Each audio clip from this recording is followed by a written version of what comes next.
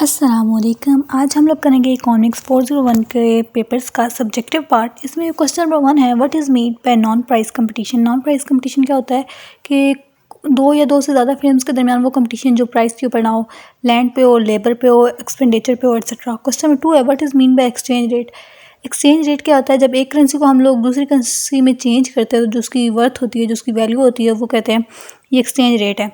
Question number 3 है, why government need to revaluates currency. कि government को अपनी करेंसी की वैल्यू बढ़ाने की क्यों ज़रूरत है। क्योंकि वो उस कंट्री की एक्सपोर्ट की वैल्यू ज़्यादा करना चाहते हैं और इंपोर्ट की वैल्यू कम करना चाहते हैं, इसलिए। आगे क्वेश्चन नंबर 4 है, right the key variables for macro economic model. इसमें ये याद रखना है कि वाई जो होता है वो इनकम होता है, सी कंजप्शन होता है, सेविंग्स होता है, I investment, T taxes, G government expenditure, M imports, X exports.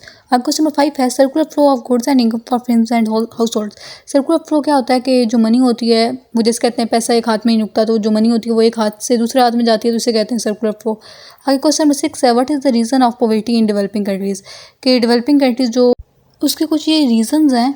पहले कि उनके पास प्राइमरी प्रोडक्ट्स नहीं होती नॉर्मल यूज़ की, उसके बाद उनके पास जो होता है वो कैपिटल इतने ज़्यादा नहीं होते, और उसके बाद उनकी पॉपुलेशन बहुत ज़्यादा होती है, इसलिए। आगे क्वेश्चन नंबर 7 है, इन्फ्लेशन एंड डिफ्लेशन। इन्फ्लेशन क्या होता है, महंगाई, जब चीज़ों की प्राइसेस बहुत ज़्यादा हो जाएं उसे कहते हैं इन्फ्लेशन। डिफ्लेशन होता है जब चीज़ों की वैल्यूज कम हो जाएं उसे कहते हैं डिफ्लेशन।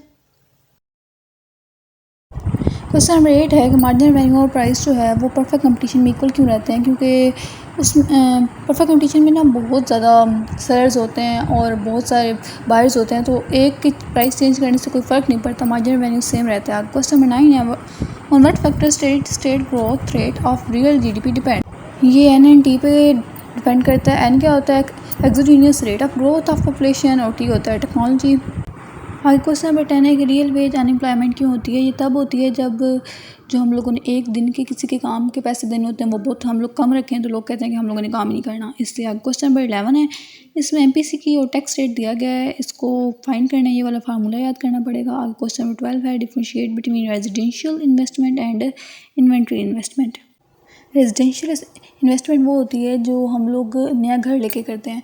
कुछ लोग घर रहने के लिए लेते हैं, कुछ लोग रेंट पे देने के लिए लेते हैं। उसके बाद इन्वेंट्री इन्वेस्टमेंट क्या होती है, ये वो होती है जो हम लोग बिजनेस से कुछ पैसे अलग करके रखते हैं। नेक्स्ट क्वेश्चन है, differentiate between expansionary and contractionary fiscal policy. Expansionary वो होती है जिसमें टैक्सेस बहुत कम हो जाएं और जो गवर्नमेंट पैसे लगा रही है वो बहुत ज़्यादा हो जाएं, और कॉन्ट्रेक्शनरी क्या होती है, वो जिसमें टैक्सेस बहुत ज़्यादा हो जाएं और जो गवर्नमेंट पैसे लगा रही है वो बहुत कम हो जाएं। आगे क्वेश्चन नंबर 14 है, it is said that growth is an important macro economic issue discussed why. Question number 14 है कि ग्रोथ एक इम्पोर्टेंट मैक्रो इकोनॉमिक इशू क्यों है। क्योंकि हर मुल्क दिल करता है कि उनकी ग्रोथ ज़्यादा हो, ताकि उनका ग्रोथ रेट ज़्यादा हो, और उसके बाद वो ज़्यादा चीज़ें दूसरे मुल्कों को भेजें और उनकी इकॉनमी जो हो वो इंक्रीज़ करे, इसलिए। क्वेश्चन नंबर 15 है, discuss the component on the asset and liability side of balance sheet of central bank. ये वाला क्वेश्चन बहुत ज़्यादा इंपॉर्टेंट है। इसकी एसेट साइड कौन सी होती है, ये लोन्स होते हैं गवर्नमेंट के, फॉरेक्स सर्विस होते हैं, लोन्स टू प्राइवेट सेक्टर होते हैं, और लायबिलिटीज उसकी जिम्मेदारियाँ क्या होती हैं, notes, coins and currency in circulation, government and commercial bank deposit, liquidity paper issue. ये यहाँ तक ही था। अगर आपको वीडियो पसंद है please like and subscribe my channel. Thank you.